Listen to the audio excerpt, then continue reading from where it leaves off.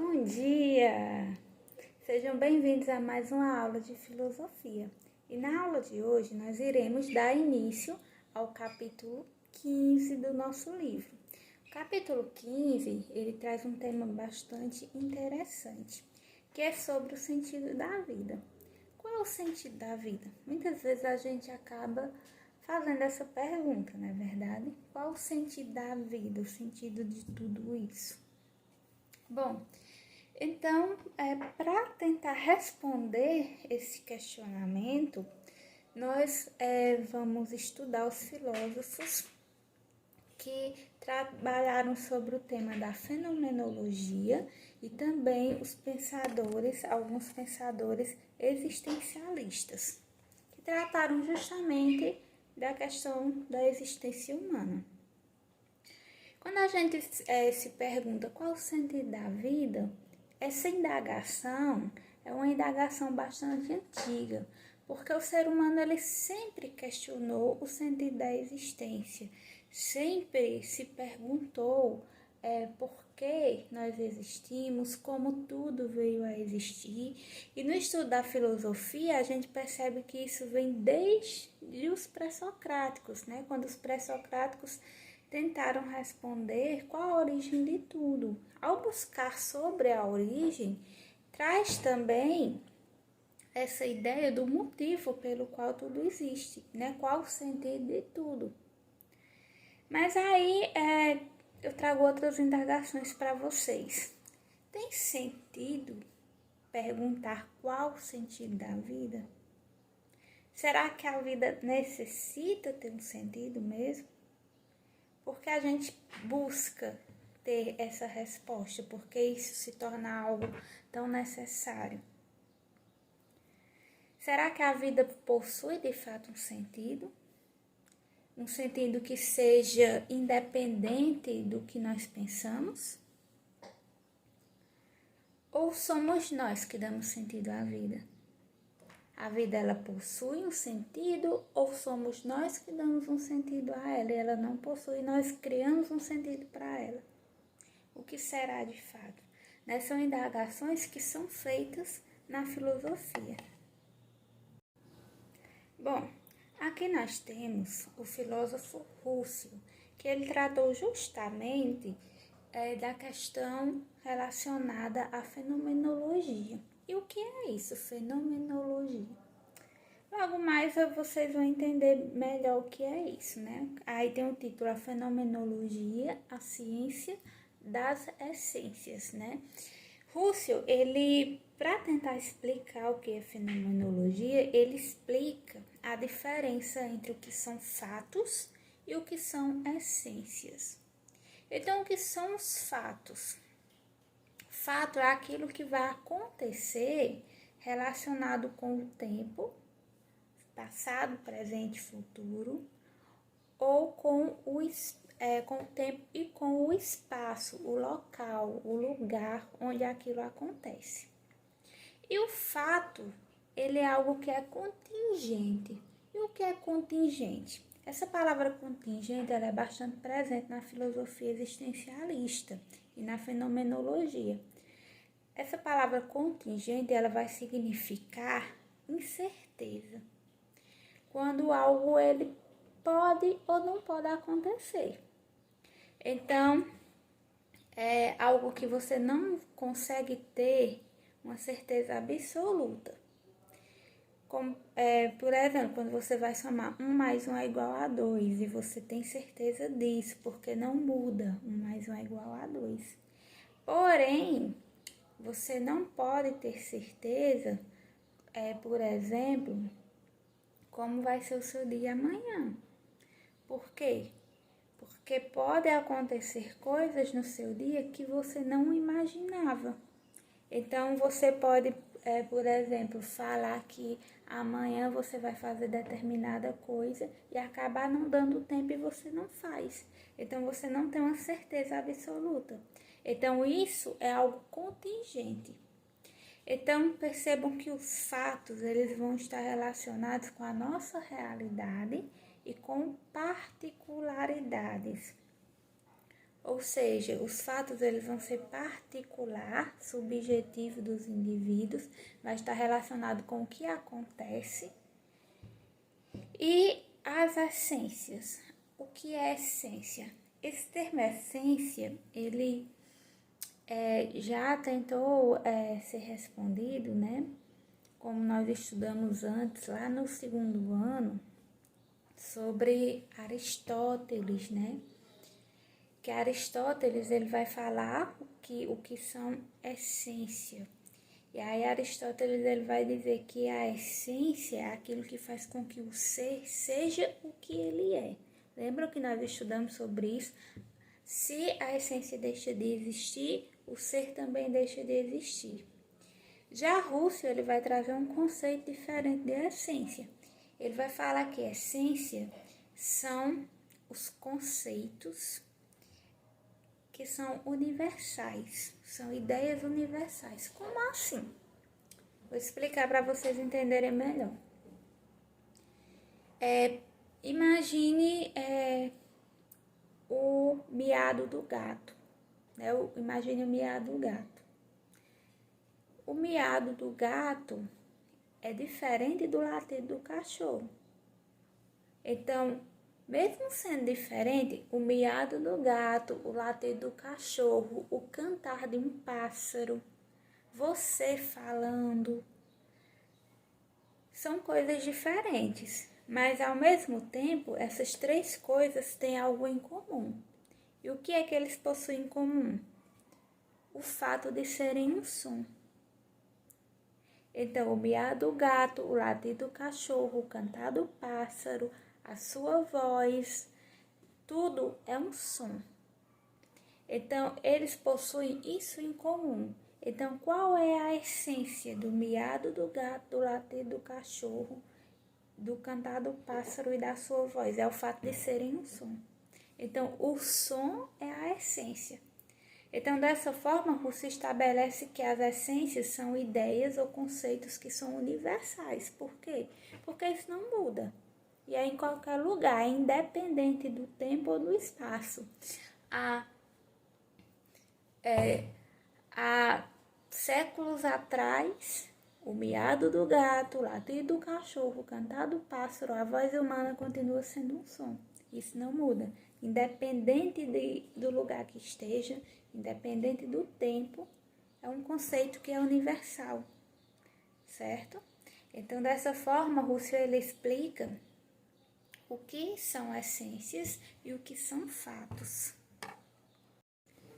Então, baseado no conceito de essência e de fatos, né, Russell ele explica então o que é a fenomenologia, que é justamente a descrição, nessa descrição do que é essência e o sentido dos fenômenos que aparecem na nossa consciência. Como assim? O que seria a consciência para Russell? Perceba que nós distinguimos o que é essência, percebemos que o latido do cachorro, o cantar do pássaro, o miado do gato, é tudo um som, porque nós temos a consciência de que é um som. E dessa forma a gente define o conceito do que é essência.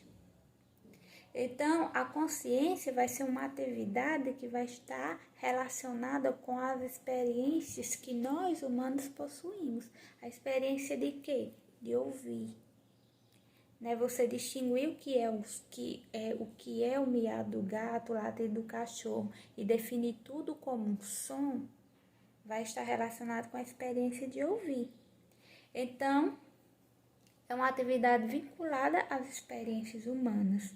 O modo de o ser humano se relacionar com o mundo à sua volta, com a sociedade.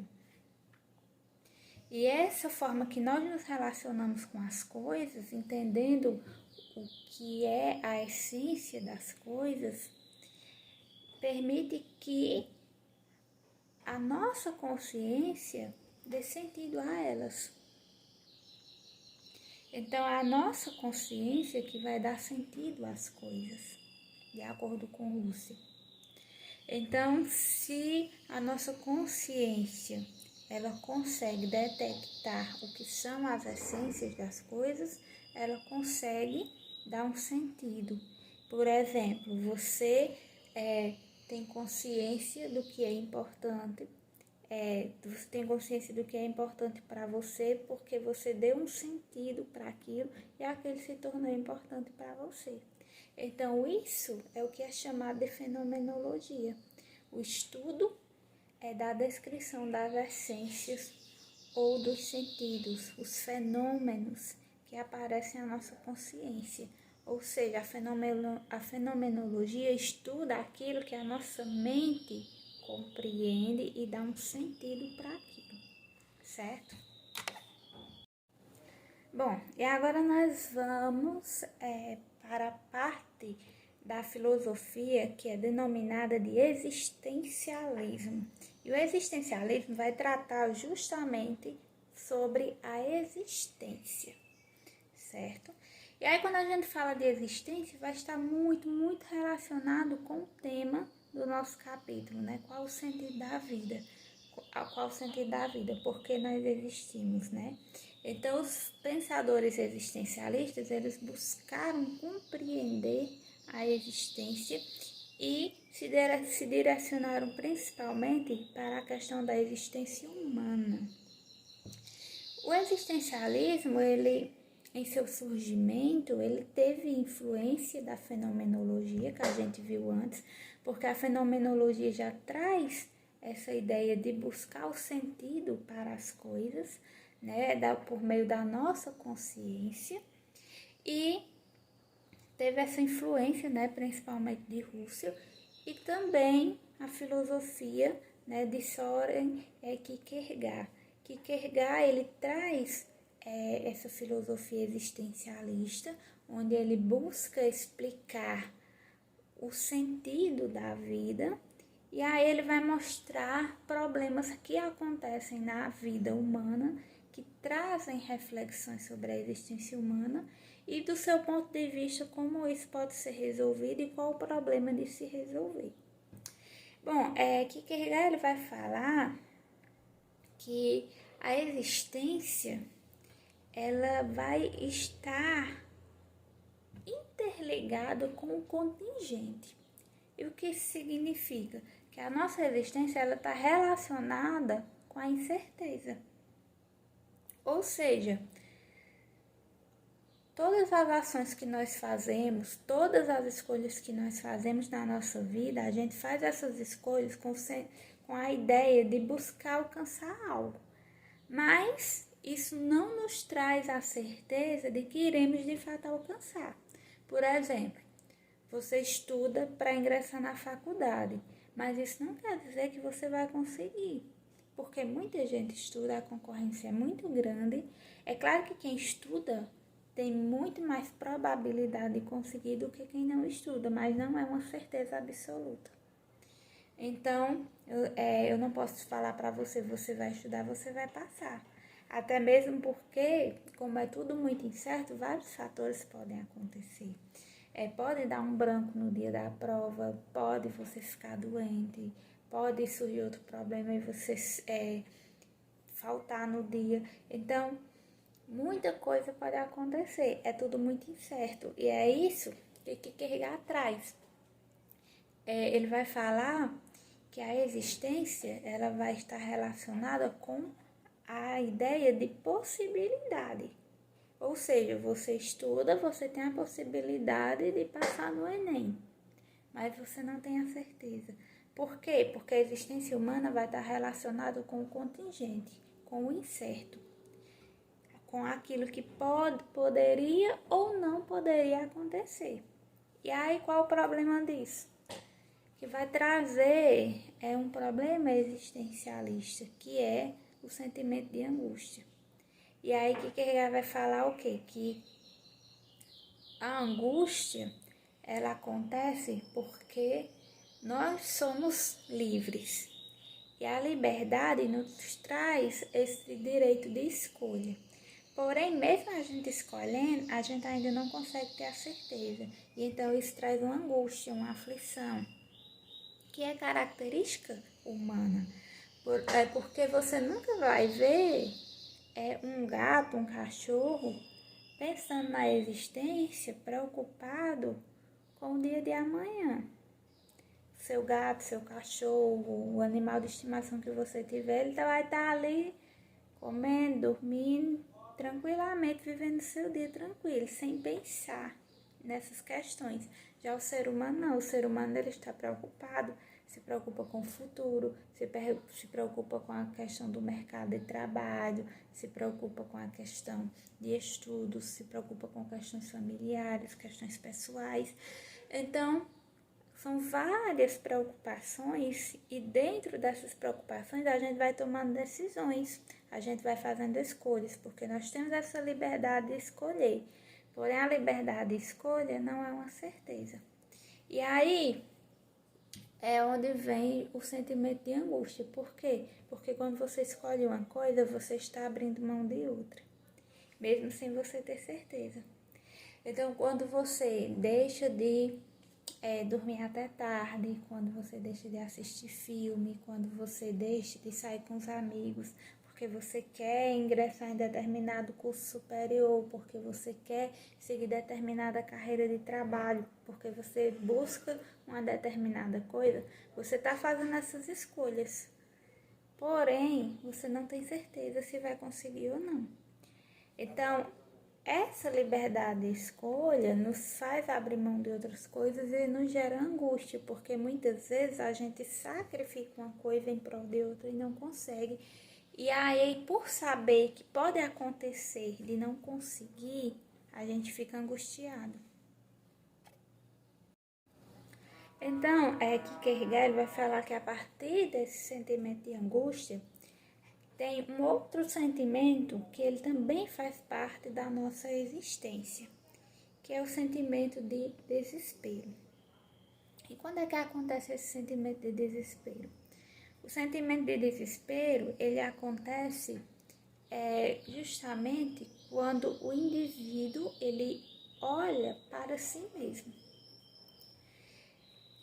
Kierkegaard vai falar que o ser humano, ele é como se fosse uma síntese, uma mistura do que é finito e do que é infinito, do que é temporal, tem um determinado tempo, e do que é eterno, da liberdade e da necessidade, corpo e alma. E aí a síntese de tudo isso, quando o ser humano olha para si, então essa situação faz com que o ser humano se sinta impossibilitado, muitas vezes se sinta incapaz. E aí isso aí traria o quê? O sentimento de desespero. Que Kierkegaard vai falar que é um tipo de doença do eu. Porque, por exemplo, digamos que você passa a olhar para si, e aí você traz a ideia de quê? De finito e de infinito. E aí você pensa, a vida é muito curta, o ser humano pensa na finitude, na brevidade da vida. E ao pensar na brevidade da vida, ele vai pensar em várias outras questões, como por exemplo, eu gasto a maior parte da minha vida trabalhando. O que eu gosto de fazer, eu tenho pouco tempo para me dedicar para o que eu gosto de fazer. Eu passo mais tempo fazendo coisas que eu não queria fazer. Eu passo mais tempo pagando contas. Eu passo mais tempo fazendo obrigações. E a vida está passando, eu não estou vivendo a vida. E aí vem a ideia do infinito, aquela vontade do ser humano de não morrer, de ter uma infinidade, de ser infinito. A ideia do eterno. E aí vem a questão também da liberdade, a ideia de querer ser livre, de acreditar que é livre, sendo que o indivíduo vive dentro de uma sociedade cheia de regras e obrigações. E aí vem as necessidades que o ser humano precisa, por exemplo, trabalhar para ter o seu salário, para poder se alimentar, para poder vestir, para poder calçar. E aí onde está a liberdade dentro de toda essa necessidade? E aí todas essas questões, quando o ser humano olha para todos esses aspectos da vida, vem o desespero. E aí qual seria a solução para o desespero? De acordo com Kierkegaard, o desespero só pode ser resolvido por um único meio. Qual seria esse meio? A escolha da fé. Por quê? Porque Kierkegaard, ele acredita que só a fé e a fé cristã, né, só a fé cristã poderia salvar o ser humano da angústia e do desespero. Por quê? Porque ele encontraria essa complementação do fato da vida aqui ser breve, mas ele teria um certo conformismo, uma certa calma ao pensar no infinito de Deus. Então, essa ilusão de ser autossuficiente, do ser humano querer ser tudo isso, de ser infinito, de querer conseguir ter liberdade e ao mesmo tempo suprir suas necessidades, todas essas questões onde ele busca ser autossuficiente, elas seriam esquecidas. Por quê? Porque ele reconheceria que ele depende de Deus e que ele dependeria de Deus também para quê? Para ter uma vida infinita no céu. E aí, nisso, ele iria conseguir se livrar da angústia e se livrar do desespero. No entanto, Kierkegaard ele mostra o quê? Que essa questão é uma questão bastante difícil. Por quê? Porque isso vai estar relacionado com a crença. Você acreditar, você ter a fé de que Deus existe, de que Deus é infinito, que você vai ter uma vida infinita depois da morte, uma vida plena. E aí essa crença, ela não tem nenhuma justificação racional. Ela não pode ser explicada pela lógica, pela matemática. Não pode ser explicada de forma racional. Por quê? Porque a fé, ela está relacionada com o sentimento. Então, dessa forma, Kierkegaard ele busca, né, trazer a solução para esse sentimento que faz parte da existência humana, o sentimento de angústia e o sentimento de desespero, mas ao mesmo tempo ele mostra a dificuldade que existe nisso, que para que você consiga essa solução é necessário a crença, e a crença é algo que não tem como ter uma justificativa racional. E nós sempre buscamos, né, uma justificativa racional para todas as coisas, né? Tanto que a ciência, como ela é bastante racional, né, as ciências ela é uma das formas que o ser humano encontrou, né, onde ele se sente mais seguro, onde ele mais confia na ciência, porque a ciência ela trabalha justamente com essa questão da racionalidade, de buscar explicar de forma lógica, né, de forma matemática, de forma experimental. Já a crença não tem como ser demonstrada e explicada dessa forma, certo? Espero que tenha dado para vocês entenderem. Nós vamos agora para outro pensador. Bom, gente, aqui nós temos o pensador Heidegger. E aí, Heidegger ele vai falar sobre o sentido do ser. Eu coloquei aí no slide, né, que ele retomou uma preocupação que esteve presente nos primórdios da filosofia.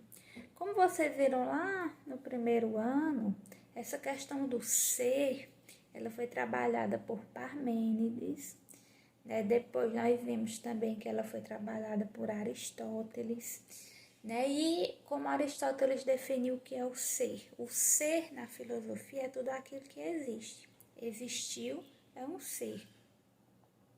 E aí Heidegger ele traz essa questão, né? Que o ser poderia ser definido como aquilo que permitiria a existência de todas as coisas ou de todos os seres. possibilitaria a existência de todos os entes. Todas as investigações sobre o ser teriam fracassado na perspectiva de Heidegger. Por que teriam fracassado?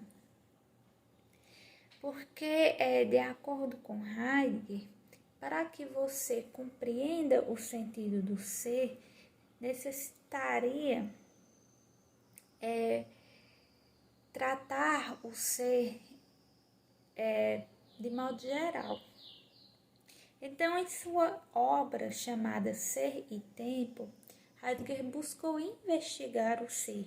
Então, para ele,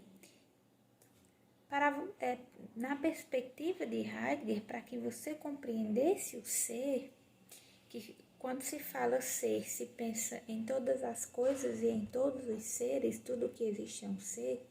Para você compreender o ser, você teria que analisar um ente.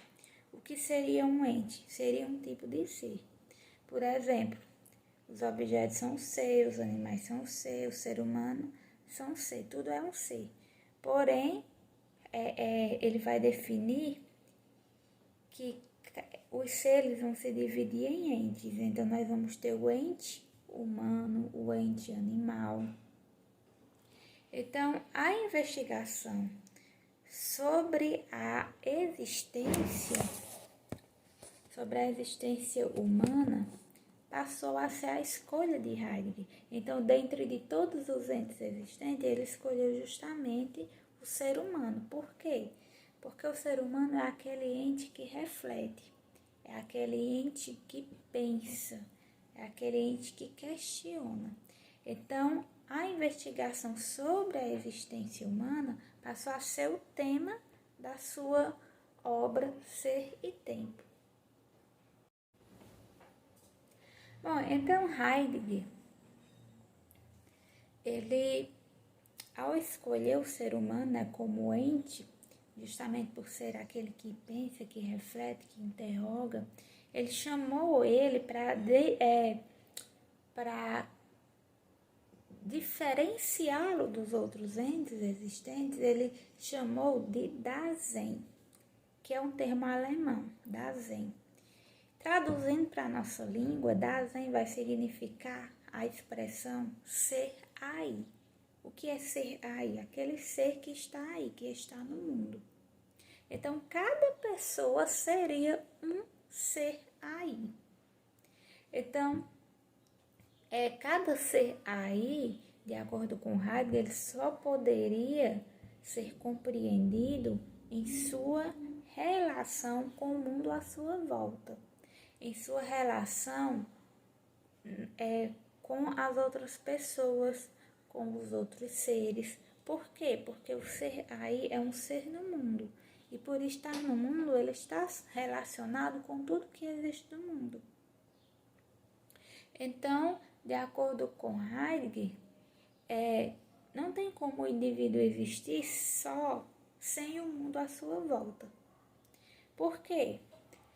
Porque, de acordo com ele, nós humanos não nascemos prontos.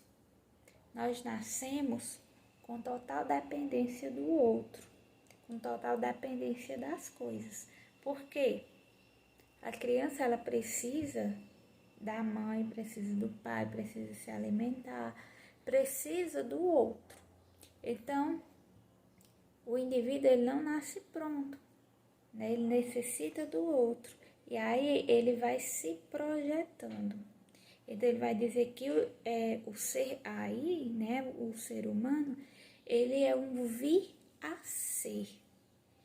É um vir a ser que se projeta. E aí nesse se projetar, ele acaba indo além do que ele é. Por que indo além do que ele é? Porque o ser humano, ao interagir com o mundo à sua volta, ao interagir numa sociedade que ele nasceu, e já havia questões culturais, costumes, tudo isso vai fazer parte do que aquele ser humano vai se tornar. Então, ele é um vir a ser que se projeta, mas ao mesmo tempo ele também projeta a sua volta, ele projeta a si mesmo e também o mundo à sua volta. Então, Heidegger vai falar que o ser humano ele é um ser social. Por que ele é um ser social? Porque nós não conseguimos viver sozinhos.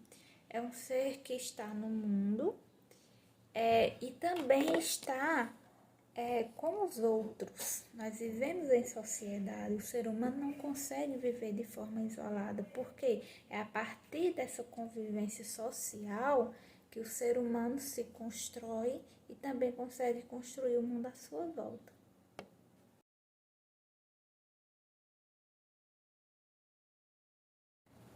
Então, Heidegger também vai trazer a ideia de angústia que foi tratada por Kierkegaard. Porém, a ideia de angústia de Heidegger é diferente. Por que é diferente? Porque Heidegger já pensa a angústia como uma saída.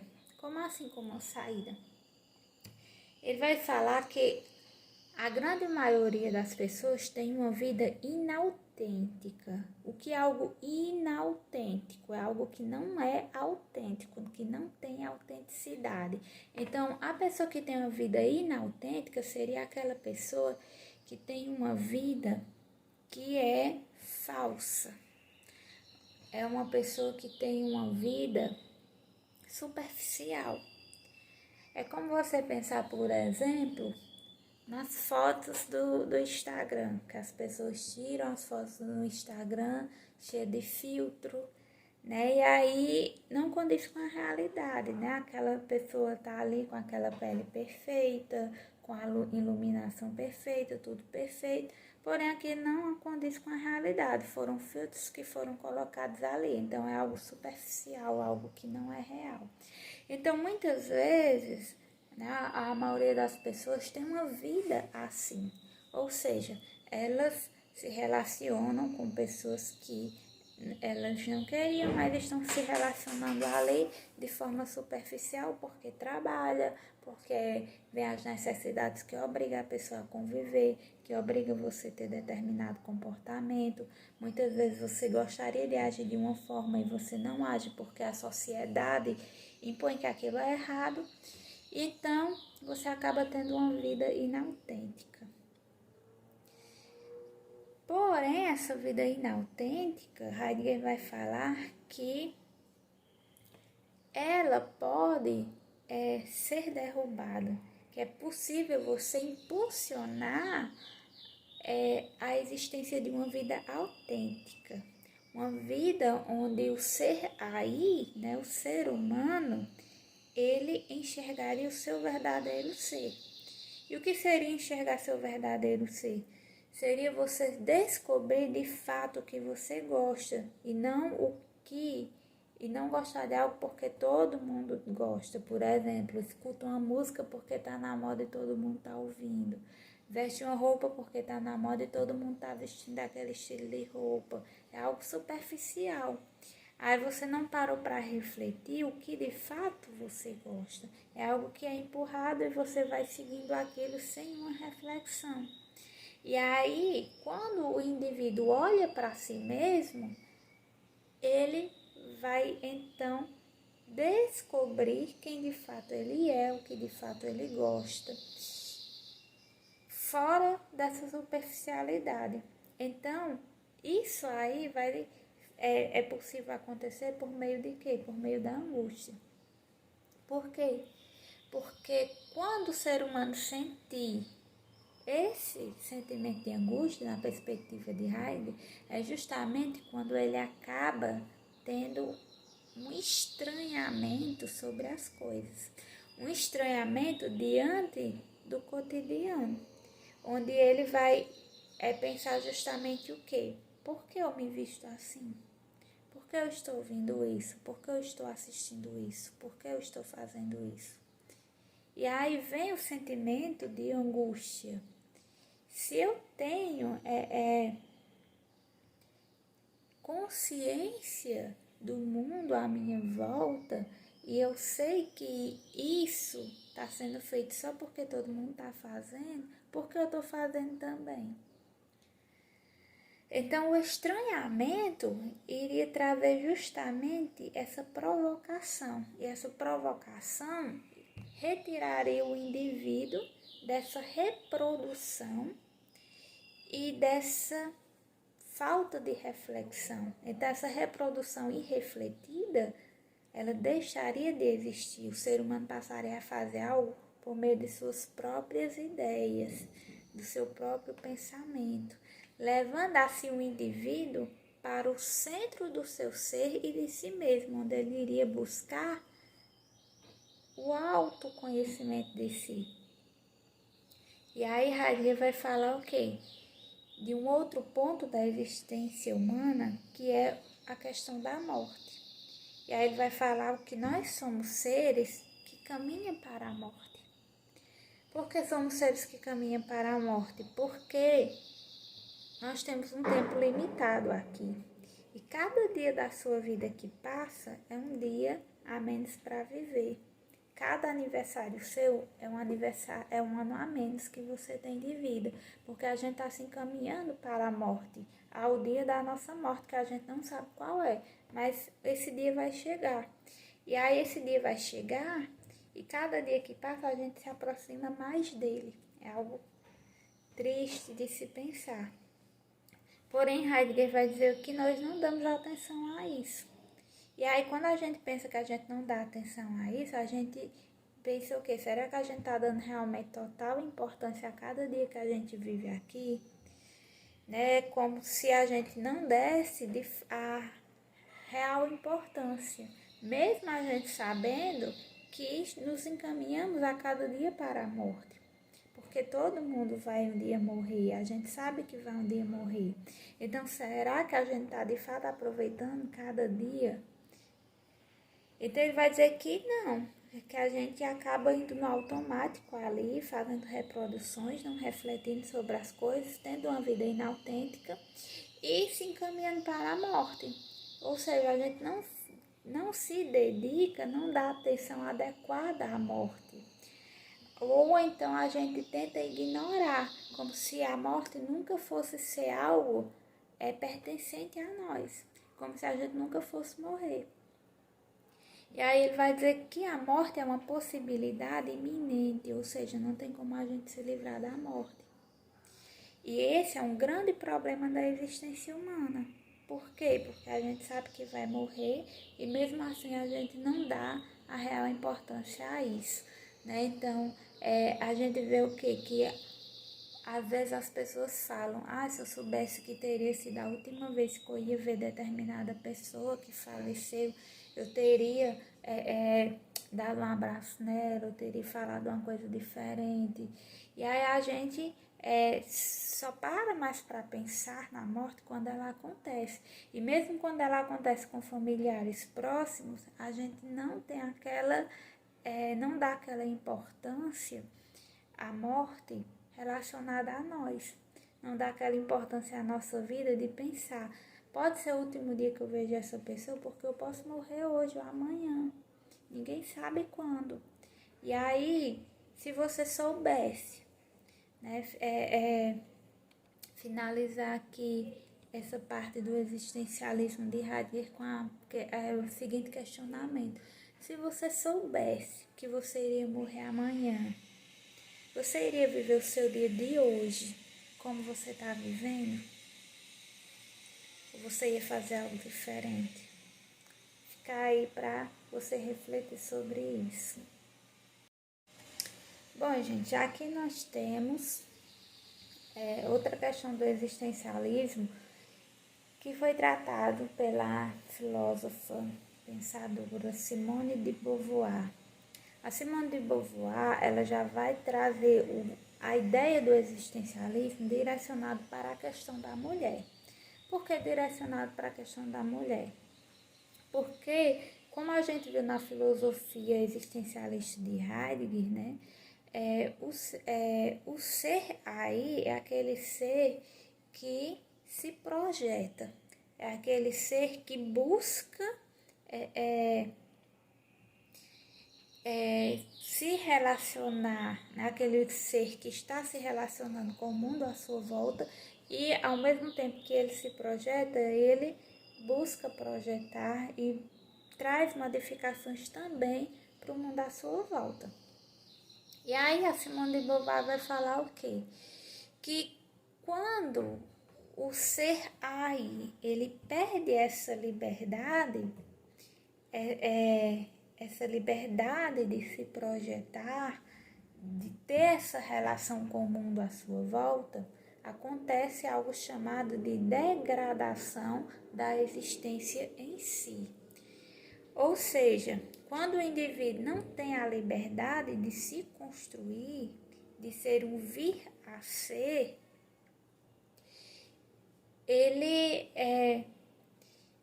quando ele não possui isso, né, ele não possui essa liberdade, ele acaba o quê? Ele acaba sendo determinado por outro. E aí acaba surgindo um conflito existencial, porque como Heidegger falou, o ser aí é um ser que se projeta. Então, quando ele não se projeta e passa a ser projetado por outro, então ele acaba gerando nele muitos conflitos existenciais. E aí esse seria o problema da mulher. Por quê? Porque a mulher, ela também é um ente, ela também é um ser aí, porém é um ser aí que não teve a liberdade de se projetar, de ser um vir a ser. Por quê? Porque vivemos em uma sociedade que é dominada pelo homem.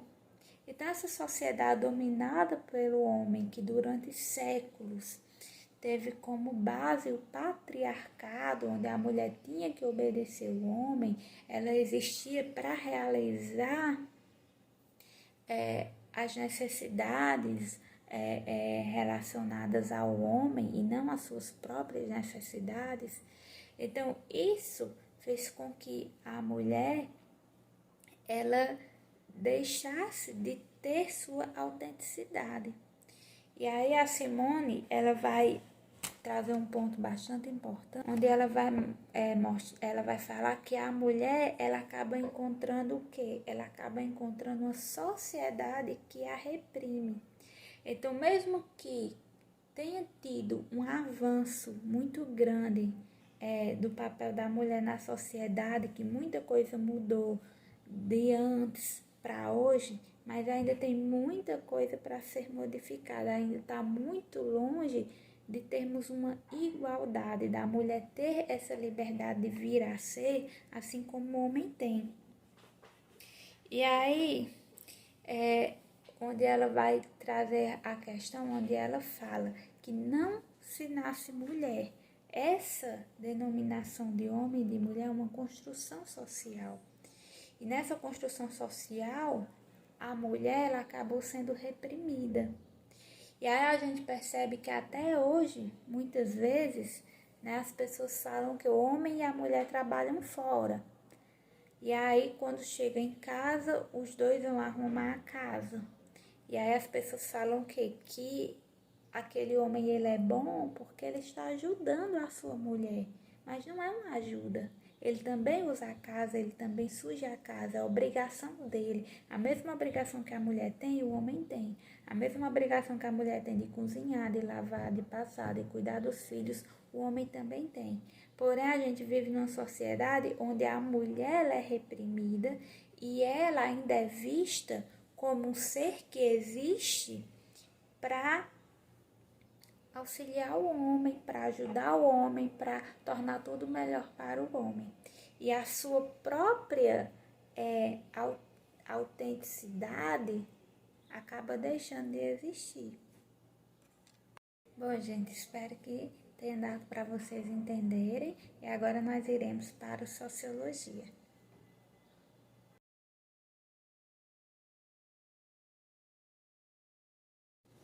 Bom, gente, em sociologia nós iremos para a conclusão do capítulo 12 sobre globalização. Então, nós falamos um pouco, né, na aula passada sobre a questão da integração regional. E agora nós vamos falar sobre a formação dos blocos econômicos. Como eu coloquei aqui no slide, na formação de blocos econômicos é uma formação entre os países que eles buscam estreitar as relações econômicas e buscam conseguir fazer parte dessa competição no mercado entre os países que são mais desenvolvidos e os países que são menos desenvolvidos ficavam fora dessa competição. Então, essa formação dos blocos econômicos busca justamente fazer com que os países, por meio dessa união, eles consigam manter relações comerciais e manter relações financeiras e fazer parte, né, dessa competição juntamente com os outros países mais desenvolvidos. Bom, então, com a globalização, o mercado internacional ele ficou cada vez mais competitivo. Então, os países menos desenvolvidos eles iriam ter mais problemas para fazer parte dessa competição. Aquela ideia de que somente os mais fortes eles prevalecem. Então, nessa disputa, nessa disputa de mercado, os países resolveram então criar os blocos econômicos para que eles pudessem ter capacidade de competir juntamente com os outros países. Então, era a ideia de buscar se fortalecer economicamente. Porém,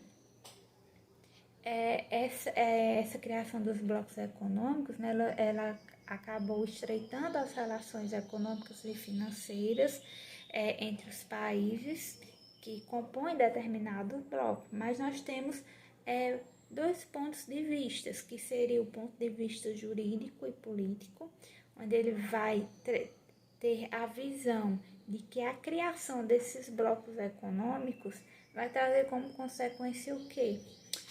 Uma certa perda no país de sua soberania e de sua autonomia. Por quê? Porque ele vai estar preso aos acordos existentes na criação desses blocos econômicos. Então, ele não tem total independência para comercializar com os países por conta dos acordos feitos no bloco econômico. Já na visão econômica, tem a visão de que a criação dos blocos ajuda a reduzir total ou parcialmente as barreiras comerciais. Então, países que antes não tinham como competir nesse mercado com a globalização, eles podem competir juntamente com os outros países na criação dos blocos econômicos. Então, percebam que atualmente, né, existem muitos blocos econômicos que foram formados há décadas, como por exemplo o bloco econômico do Mercosul, né, que ele é constituído por Brasil, Paraguai, Uruguai, Argentina, países da América do Sul, que buscam justamente o fortalecimento econômico, né, dos países que são membros desse bloco. Aí nós temos outro bloco econômico também, que é o bloco da União Europeia, né, que vai ter a Alemanha, França, Reino Unido, Irlanda, Holanda, Bélgica, né, vários países, né, da União Europeia.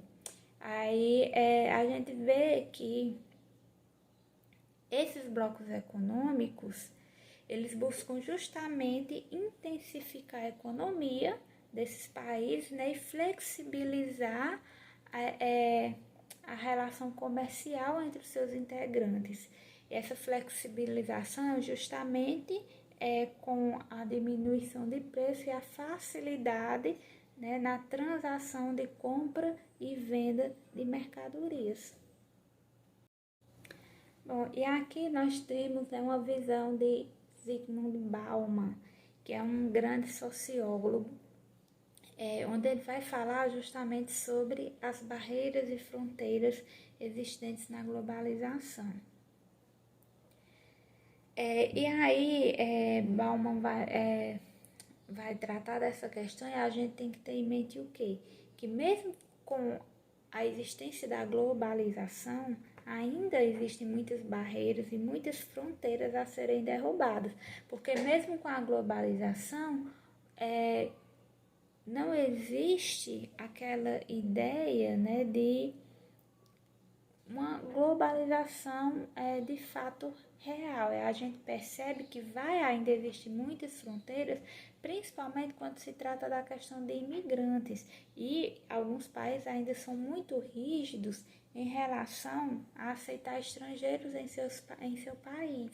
Então, mesmo com a globalização, essa questão da imigração ainda é uma barreira muito grande, né, que existe entre os países. E aí Bauman vai falar que essa mobilidade que a globalização permitiu é só mais uma forma de distinguir as classes sociais. Por quê? Porque quem tem mais mobilidade é justamente aquela pessoa que vai fazer parte da classe alta. E quem tem menos mobilidade é a que vai fazer parte da classe baixa, né? Então, a globalização ela apenas fez essa definição da classe social em âmbito global. E aí, Bauman vai falar que essas distinções, né, de classe social em âmbito global, elas trazem justamente restrições e segregação também espacial. Ou seja, só mostra o que? A desigualdade em âmbito mundial, em âmbito global. Por quê?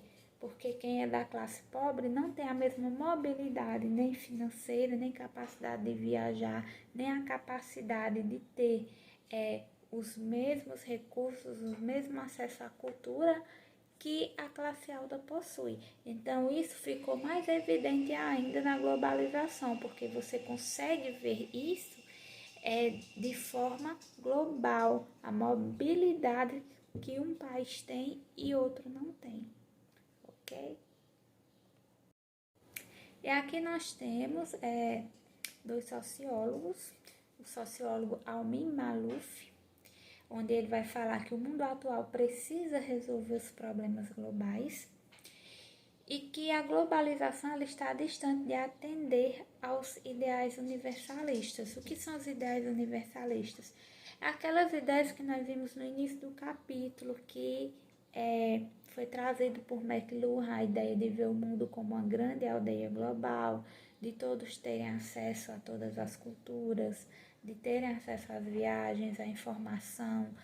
E aí, para que isso aconteça, né, como o sociólogo Almin Malouf colocou, o mundo antes precisa resolver os problemas globais, que seriam os problemas da desigualdade social, né, de trazer mais equidade para as pessoas. Então, todas essas questões precisam antes serem resolvidas para que o mundo possa se encaminhar para essa ideia universalista da globalização. E aí nós temos também um ponto de vista do indo-americano Parag Khanna, que ele vai propor, né, o que ele chama de mega diplomacia, a qual onde ele vai trazer a ideia de que a nova geração ela precisaria atuar expandindo as relações sociais além das fronteiras existentes e tendo como base justamente resolver os problemas sociais atuais para se encaminhar para, de fato, uma globalização real, onde nessa globalização, ela seria uma globalização mais humana, onde se pensaria mais na questão humana e democrática do que mesmo nas questões financeiras, ok? Bom, gente, espero que tenha dado para vocês entenderem. E aqui eu encerro a nossa aula com uma frase do filósofo Sêneca, onde ele vai falar que sorte é o que acontece quando a preparação encontra a oportunidade. Então, essa frase ela mostra justamente o quê? Que quando você se prepara para algo e a oportunidade vem, você consegue atingir os seus objetivos. Agora, quando a oportunidade vem e você não está preparado, você perde. E aí, quando você atingir os seus objetivos, por meio de toda a sua preparação, o seu esforço, que só você vai saber, o esforço que você fez para se preparar para essa oportunidade, as pessoas vão falar que você teve sorte quando vê suas conquistas. Porém, suas conquistas, elas aconteceram por meio de toda a preparação, que é o esforço que você faz no seu dia a dia, a cada dia que passa. Então as pessoas vão falar que é sorte, mas você vai saber que a sua sorte, na verdade, foi todo aquele esforço diário que você fez dia após dia ali, para você, quando chegar a oportunidade, você estar ali preparado para atingir os seus objetivos. Então, gente, grande beijo e até a próxima aula.